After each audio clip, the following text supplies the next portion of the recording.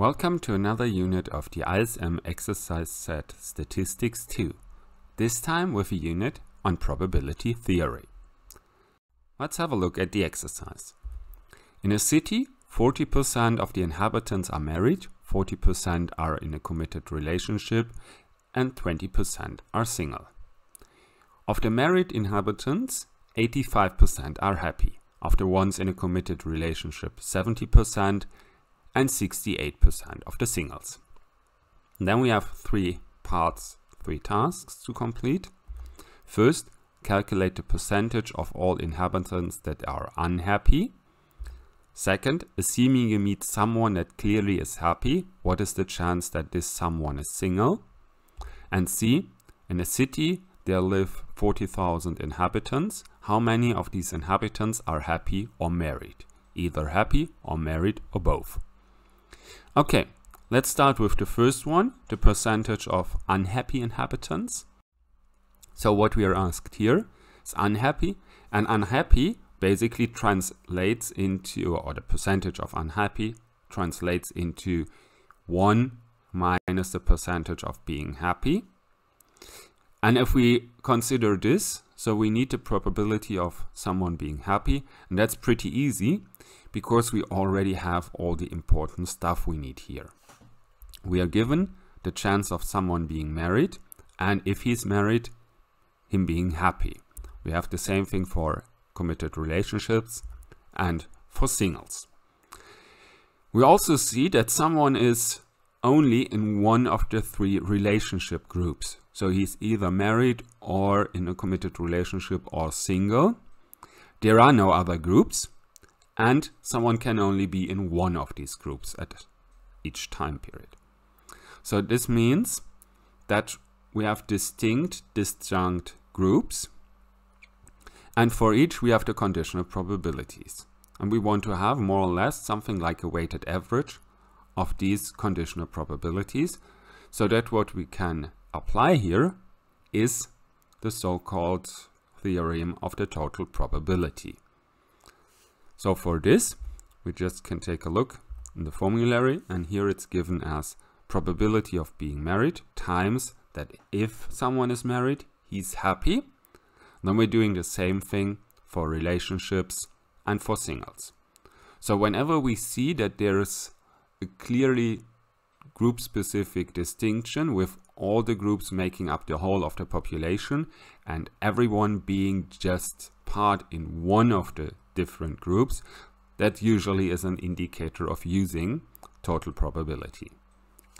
So with the formula here, we can just insert our values and calculate the value, the result. The result here is 75.6%. So chance of being happy is 75.6%. So we just calculate 1 minus this value and we get 24.4% of being unhappy. That's the result here. So the probability of being unhappy is 1 minus the probability of being happy. Well, and that's already the conclusion to part A. In part B, we wanted to know, under the condition that someone is happy, what is the probability of this person being single?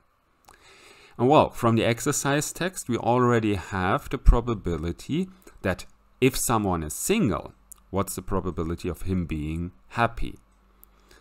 So whenever we have this situation, so meaning we basically want to turn around the conditions, that's an indicator of us having to use the theorem of Bayes.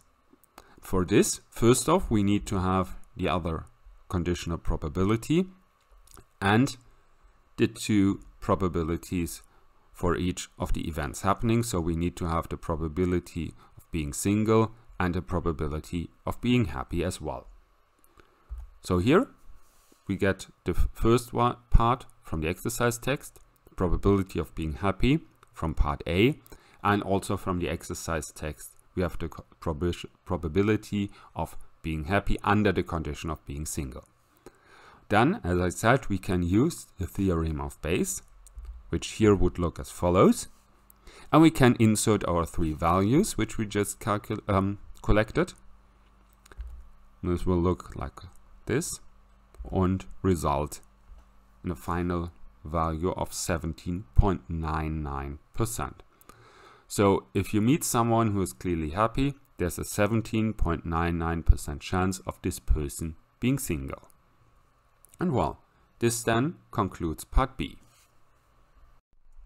We turn to part C, and here we are asked to calculate how many of our 40,000 inhabitants are either happy, married, or both of those things. So that's basically what we need to calculate here. And for this, first off, we need to get the probability of being either happy or married or both. For this, we have the information of being happy, we have the information of being married, and we have the information of being both of this at the same time. Well, it's not directly given, but we can directly calculate this by just multiplying the two probabilities. First off, of being happy under the assumption they are married. We're given this in part A, or more or less in the task itself, multiplied with the probability of being married.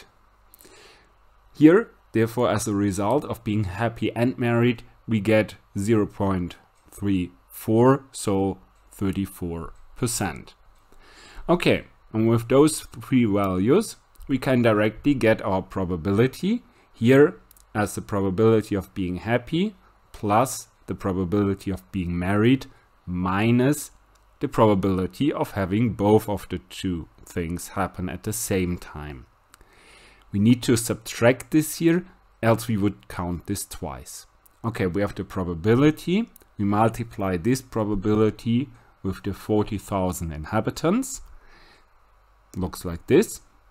Then we get as a result 32,640. And that's then the answer to our question. So 32,640 of our inhabitants are either happy or married or happily married. Well, this concludes the third and final part of this exercise, and I hope you enjoyed listening to this. And if you want to see more of these type of exercises, feel free to visit the rest of this exercise set or take a look at the corresponding playlist. I say goodbye and see you next time.